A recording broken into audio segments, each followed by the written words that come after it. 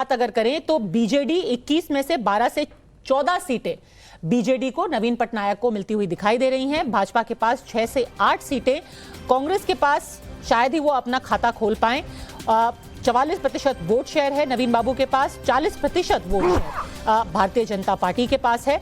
अब तमिलनाडु की बात करते हैं। तमिलनाडु में स्थिति जस की तस फिर से एक बार बनती हुई दिखाई दे रही है। 39 सीटें वहां पर, जिसमें डीएमके के पास 18 से 22 सीटें, कांग्रेस के पास 8 से 10 सीटें, एआईएडीएमके 5 से 8 और एनडीए के पास 1। अगर आप एक बार पीयूष बता दें कि जब आप एनडीए और यूपीए की यहां पर बात कर रहे हैं, एआईएडीएमके तो तो उसका क्या, तो उसका क्या ब्रेकअप आपने किया है वहां पे? अगर हम 4 मेन पार्टीज की बात करें, डीएमके, एआईडीएमके, बीजेपी और कांग्रेस, उनको कितनी सीटें मिल रही हैं? आपने डीएमके आईडीएमके को 18 और 5 सीटें दी हैं।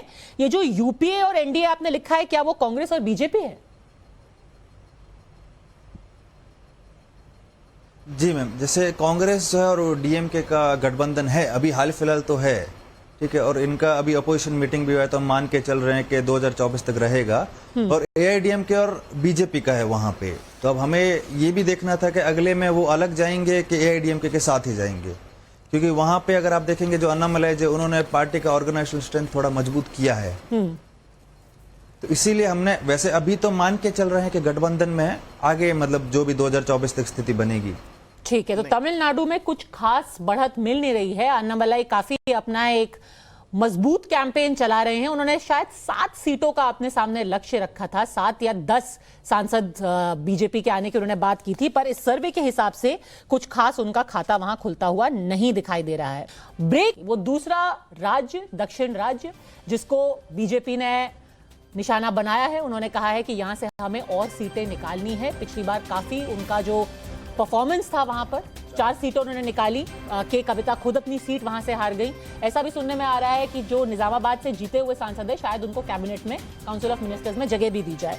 पर इस बार क्या हो रहा है, तेलंगाना में बीआरएस को मिलेंगी, यानी तेलंगाना राष्ट्र समिति या भारतीय राष्ट्र समिति, उनको 9 से 11 सीटें मिलती हुई दिखाई दे रही हैं। भाजपा को 3 से 5, यानी कि हो सकता है एक और सीट में उनको जीत हासिल हो, और कांग्रेस 2 से 3 सीटें ही यहां पर निकाल पाएगी। पिछली बार 0 थी। पर यह भी जरूरी बात है कि जब से राहुल गांधी ने पटना में बोला कि तेलंगाना, मध्य प्रदेश और राजस्थान कांग्रेस पार्टी जीतेगी, फिर आपने सुना कल केटीआर ने उनके बारे में क्या बोला कि गांधी परिवार ने इटली के लिए कुर्बानी दी है। तो उसी से दोनों के बीच में खटास बयानबाजी रहेगी, और तेलंगाना के चुनाव तक केसीआर जो है वो अलग ही रहेंगे। और अभी जो स्थितियां बन रही हैं तेलंगाना में, अभी पिछले 2-3 दिन पहले करीब 35 बीआरएस के नेताओं ने कांग्रेस ज्वाइन, और उसमें सब दिग्गज नेता हैं, 3-3, 4-4 बार के विधायक, सांसद, मंत्री रहे हैं। तो कहीं ना कहीं कुछ संकेत है कि जिस तरह से कर्नाटक के बाद जो माइनॉरिटी वोट्स का जो पोलराइजेशन कांग्रेस की तरफ बढ़ा है, उससे कांग्रेस का हौसला तेलंगाना में बढ़ा है। इसलिए प्रियंका गांधी ने रैली भी वहां पे की थी, और कांग्रेस के जो अध्यक्ष हैं रेवंत रेड्डी, वो काफी मेहनत भी कर रहे हैं।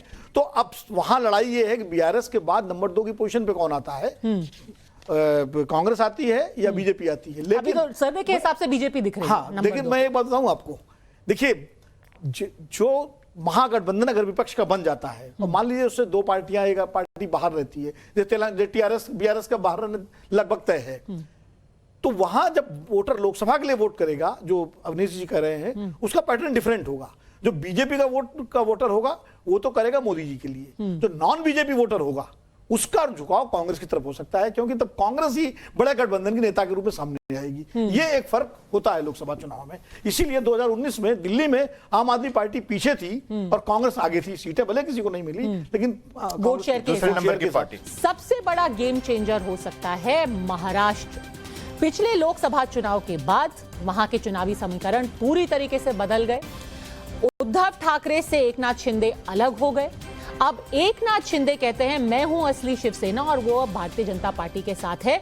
तो क्या इसका फायदा भारतीय जनता पार्टी को होगा? देखते हैं टाइम्स नाउ नवभारत ईटीजे सर्वे के नतीजे।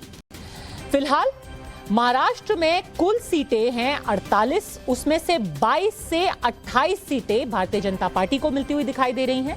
18 से 22 सीटें महाविकास अघाड़ी को मिलती हुई दिखाई दे रही हैं और बाकियों को 1 से 2 सीटें ही मिलेंगी।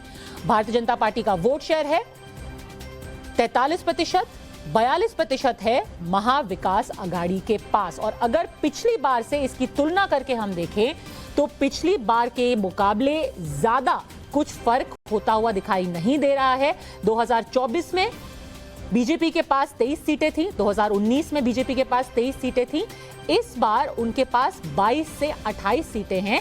पर पीयूष, ये 22 से 28 सीटें भाजपा और एकनाथ शिंदे दोनों के साथ में है?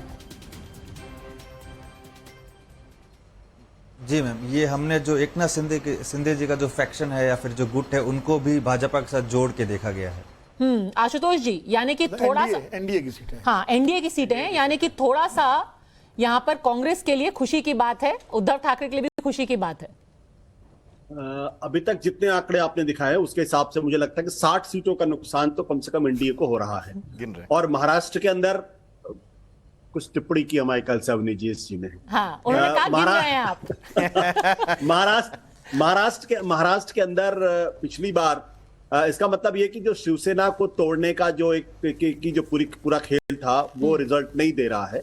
और मैंने जैसे पहले कहा कि जब इलेक्शन कैंपेन शुरू होगा महाराष्ट्र के अंदर शिवसेना, उद्धव ठाकरे, कांग्रेस और एनसीपी मजबूती के साथ अगर चुनाव लड़ेंगे तो जो आंकड़ा अभी आप दिखा रही है ये आंकड़ा उल्टेगा और ये आंकड़ा बीजेपी के लिए नुकसानदेह साबित होगा। गोवा में और कितनी? मेरे ख्याल से जो सबसे सरप्राइजिंग रिजल्ट मुझे दिखाई पड़ रहा है वो है कर्नाटक का। कर्नाटक के अंदर बीजेपी ने पिछली बार 28 में से 26 सीटें जीती थी और इस बार अगर कांग्रेस पार्टी 10 से 12 सीट जीतने की स्थिति में है और महाराष्ट्र के अंदर भी अगर एनडीए की सीटें कम से कम 15 सीटें घट रही हैं तो ये साफ दर्शाता है कि बीजेपी के लिए कोई बहुत अच्छी स्थिति नहीं है।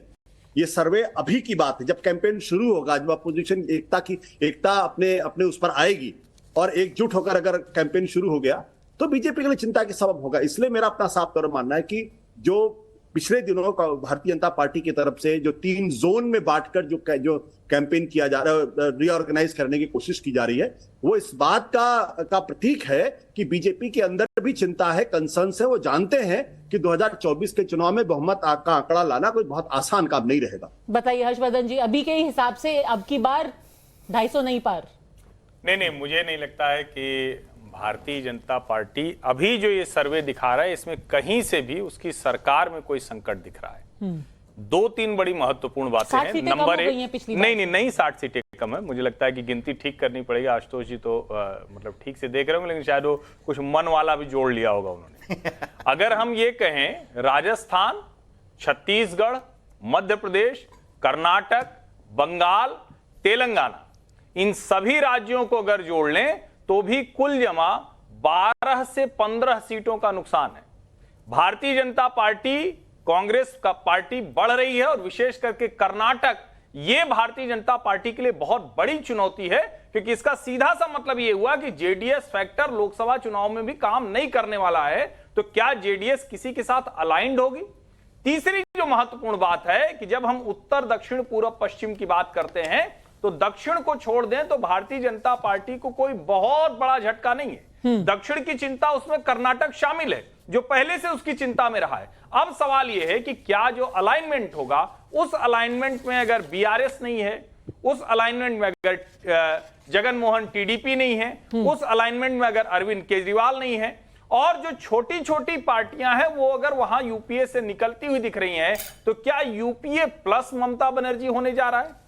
क्या पूरा जो चुनाव है उसमें जिसको हम कहते हैं कि मैक्सिमम पर उधर भी पहुंचा हुआ है, तो कितना लाभ ये गठजोड़ ले पाएगा? कि कैंपेन शुरू होगी तो ये तो हम सब मानते हैं ना कि कैंपेन के मामले में भारतीय जनता पार्टी चुनावी कैंपेन में हमेशा लीड ले लेती है और तब शायद देश जो बात करेगा, जो एक राज्य में आपने दिखाया 50+% वोटिंग की बात होगी, उसमें कौन कहां खड़ा होगा ये महत्वपूर्ण। चलिए, सब रिस्पॉन्ड करना चाहते हैं पर मैं जल्दी से अपने दर्शकों को